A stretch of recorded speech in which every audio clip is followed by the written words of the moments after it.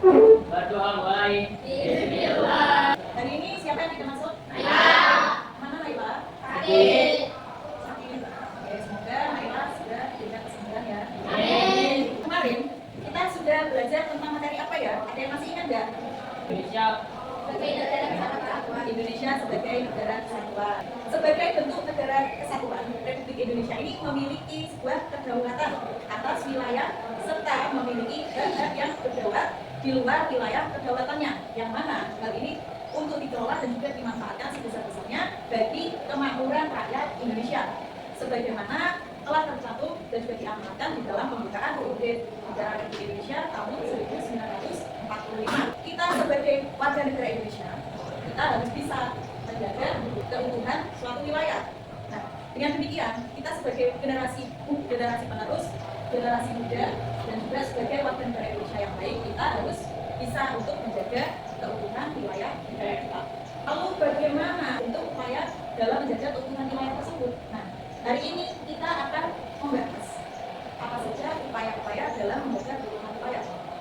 Tujuan pembelajaran kita pada siang hari ini, peserta didik dapat menjelaskan pentingnya menjaga keutuhan wilayah NKRI dan juga cinta tanah air.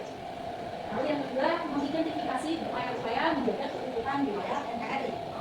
Dan ketiga, mengidentifikasi sikap yang harus dihindari dalam menjaga keutuhan NKRI. Dan yang keempat, kita nanti akan melaksanakan diskusi kecil, yaitu berpartisipasi aktif di dalam diskusi kelompok. Yang mana yang terakhir, menyajikan hasil diskusi kelompok secara tertulis maupun secara lisan. Nanti setelah kita diskusi, kalian akan diminta untuk melakukan presentasi. Silakan keluarkan buku PPKN-nya. Karena dari ini kita akan membahas upaya menjaga keutuhan wilayah.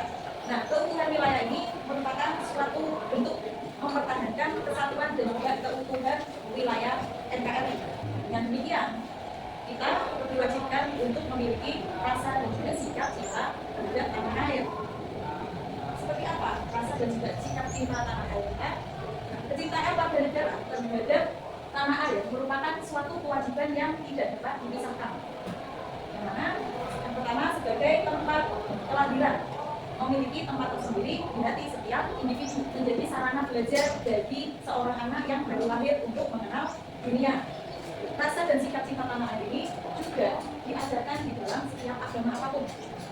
Yang mana untuk menerapkan sikap cinta tanah air ini, karena cinta tanah air ini merupakan sebagian dari iman. Selanjutnya silakan juga dibaca Mbak Kesha.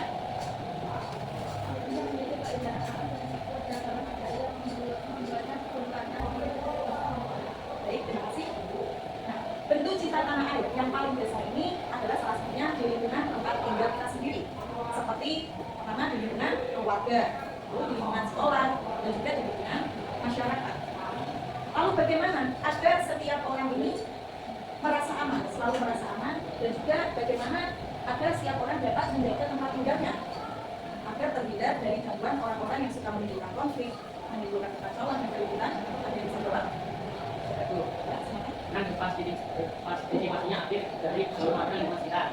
Baik, setiap orang yang menempati daerah memiliki hak dan juga kewajiban untuk menjaga keutuhan wilayahnya. Dengan memiliki kesadaran tersebut akan menghasilkan sebuah kerjasama untuk mencapai hidup yang tertib dan juga aman. Dan juga daerah menjadi sebuah kunci utama di dalam memperkuat keutuhan wilayah negara kesatuan Republik Indonesia. Untuk terjaganya keutuhan wilayah, terdapat sebuah sikap yang harus dihindari, yang mana sikap tersebut dapat mengancam keutuhan wilayah. Akan tetapi, di satu sisi juga kita perlu meningkatkan sikap perilaku yang dapat memperkuat keutuhan wilayah. Ada beberapa sikap perilaku terhadap keutuhan wilayah. Yang pertama adalah sikap yang harus dihindari dalam menjaga keutuhan wilayah. Dan yang pertama adalah individualisme. Sikap yang harus dihindari yang kedua adalah sufisme. Yang ketiga adalah etnosentrisme. Yang keempat adalah fanatisme. Lalu yang terakhir adalah ekstremisme. Sikap yang harus dikembangkan dalam menjaga keutuhan negara kesatuan Republik Indonesia. Yang pertama, kita tentunya harus memiliki sikap cinta tanah air. Lalu yang kedua adalah sikap rela berkorban. Rela berkorban ini merupakan suatu tindakan yang dilakukan dengan ikhlas. Sikap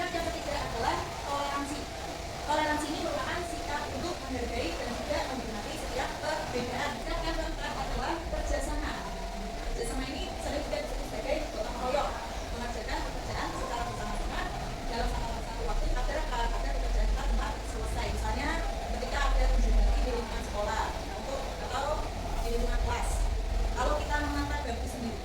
Tentunya hal tersebut akan menjadi berat ya, dan juga selesainya pun lama. Tapi kalau kita bekerja sama dalam menatap bantu sama-sama, hal tersebut akan menjadi cepat dan juga menjadi sedikit ringan karena dengan bantuan teman-teman.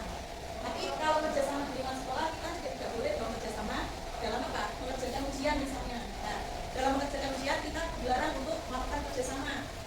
Kalau kerjasama dalam kerjasama kelompok, misal disuruh Bapak Ibu guru untuk mengerjakan tugas kelompok atau diskusi, nah itu boleh kalian kerjakan secara bersama-sama, itu namanya tugas kelompok. Berapa sikap dengan kebutuhan wilayah, lingkungan terdekat, dan lingkungan keluarga, lalu lingkungan sekolah dan juga lingkungan masyarakat.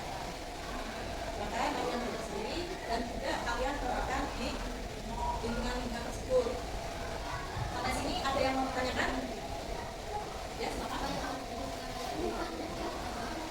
Pertanyaan dari Mas Rosa, apa yang akan terjadi jika wilayah Indonesia ini tidak dijaga?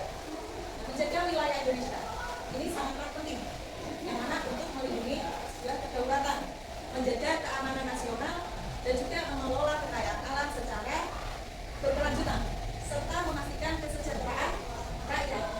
Nah, tanpa adanya penjagaan yang baik, maka masa depan bangsa Indonesia ini akan mudah terancam. Nantinya dikhawatirkan akan mudah dimasuki oleh negara lain dan kita kembali terjejak.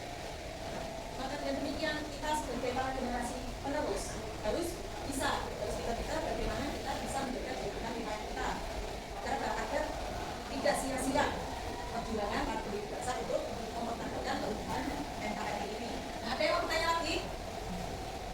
Ya, baik, kalau tidak kita akan berdiskusi dengan sebuah studi kasus yang mana terkait dengan ancaman disintegrasi wilayah. Nah, silakan kalian membentuk kelompok.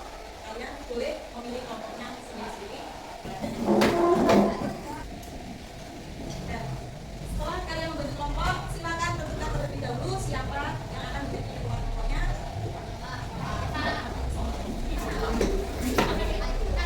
Silakan ketua kelompok untuk maju ke depan. Nah, silakan kalian pilih mengambil salah satu kertas. Ya, kertas tersebut adalah kertas kelompok ya. Kalian dapat kelompok berapa sudah dari sana? Ya. Kelompok 1 dan kelompok 2. Oke, baik.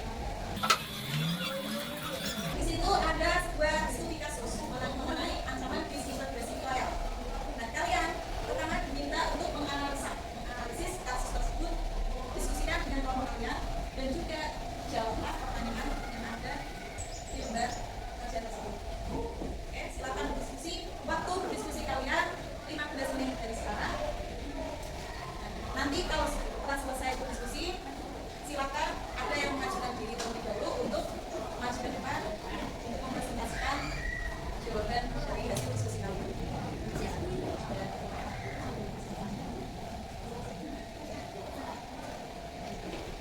Yang mau tanyakan? Silakan dibaca ya.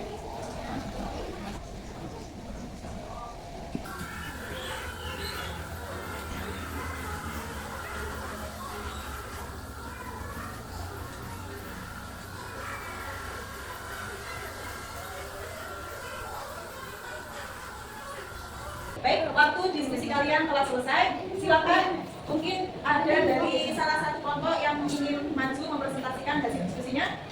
Oh ya, silakan. Ya, silakan dimulai dulu. Assalamualaikum warahmatullahi wabarakatuh. Waalaikumsalam Warahmatullahi wabarakatuh. Perkenalkan, kami dari kelompok 3. Nama saya adalah Wal, Indio, dan Mirzad.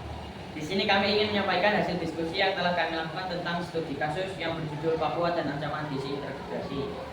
Papua dan Ancaman Disintegrasi dalam beberapa hari terakhir ini di Papua bahkan disertakan tradisinya ataupun menambah beberapa daerah.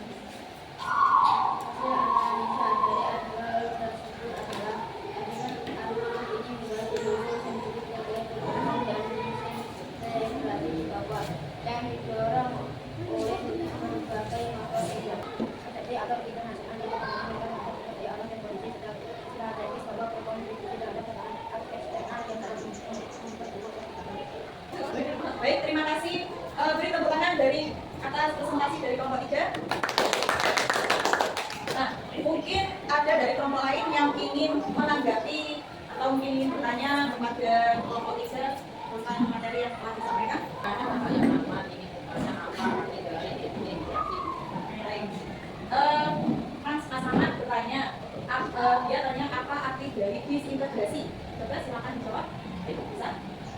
Arti dari disintegrasi itu adalah keadaan yang tidak bersatu yang bisa menyebabkan perpecahan. Bagaimana Mas Ahmad? Bisa diterima?